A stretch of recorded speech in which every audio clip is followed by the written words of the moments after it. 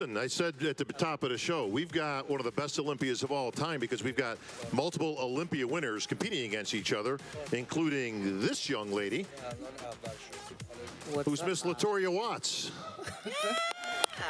What's up? What's up? How are you? I'm good. You ready? I'm so ready. Hello, Orlando. You look ready? Sydney's down there. I know you can't hear a lot, the speaker. She's talking mad smack about you. God. What? Sydney, what's up? Oh, yeah. She said her waist is smaller. It's Sean. He inspires us in these people. But She said she had a smaller waist.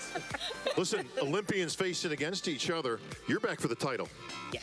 You're not messing around. Now, I know you've had, well, tell you what, you tell the people. I mean, you've kind of gone back and forth the last few years. I know you've had some issues and some obstacles that you need to overcome.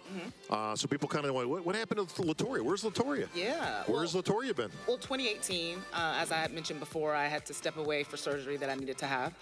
And that just gave my body rest, gave myself time to improve. And I came back in 2019, and I felt like I brought the best package that I could bring.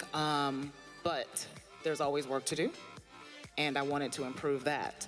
So having Sydney at the top and having her have her 3 titles, she's continuing to push me to bring the best physique that I could bring. So that's what I'm hoping to bring this weekend. Yeah, I mean, it's got to give some great incentive. You got a 3-time Olympian, and again, you're no stranger to the Olympia stage yourself with a few titles. It's like a rubber match here, huh? Yeah, looking forward to it. Well, we're looking forward to it, so